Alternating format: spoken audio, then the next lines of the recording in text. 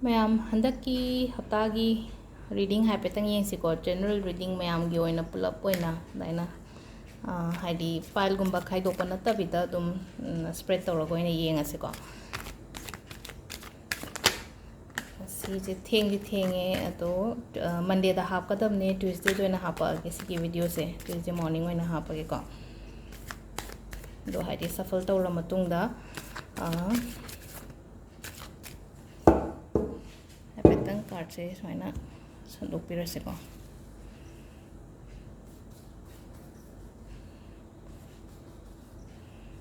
sigi sandok isidagi manga khatang lothopirase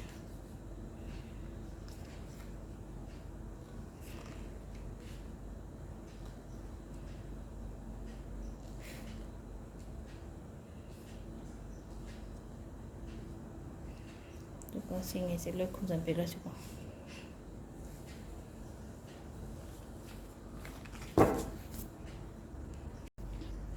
Sida lere ko koina luthokiba card manga sida ke message la ke have doing minarase ko sida haidi pile 1 2 3 camp tanate ko just a general reading sida haidi ke no have petang yeng minarase ko ahamba se the high prestige card hainam lai ko haidi som se yamna thamoi sengam gani ko haidi thamoi sengba haidi akogi phengau buga selise yam sengba mi hai tare ko haidi thamoi sengba pukchel jaw mi daina oigani aduga haidi kenu su tobio katang haidi lai gumba ningo ko isa se lai katang ningo aduga nang na khalli do hai tare ko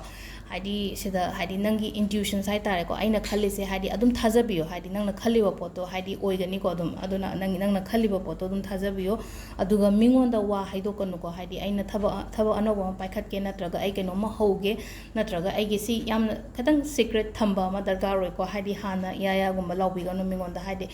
pukta wa thamba tamo hai tare ko ado mathang da haidi page of cups haina lai ko haidi page of cups it's a howji se nangonda wakhan mayam ama lairangani ko ideas mayam ama lairangani business ki oiro natraga atay haidi aigi life ta hoji toriba ko liba mayam se hai tare ko ado sida haidi engonda lairiba ideas hai thaba ingkhang gi da haraga sumaina hai tare ko nangonda lairiba ideas nangi creativity mayam do show tawo action lawon haibane sida haidi khandang khalaga laigano nangna pame poto adu do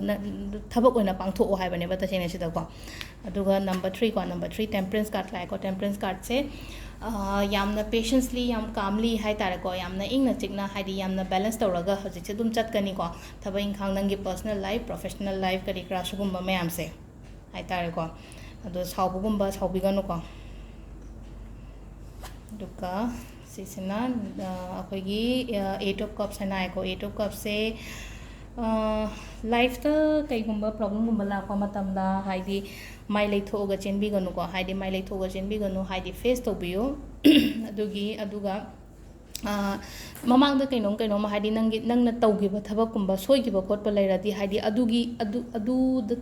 mistake hai tare ko nangi mistake to amu repeat tawbiganu ko haidi tungda haidi aina sigi matang sidagi soikibane aduna haidi sise amu khanna haidi sigi potse ma hanbida ba hai tare ko aduga number pai last ki tholei ba card ko number 8 of wands and hai ko haidi 8 of wands se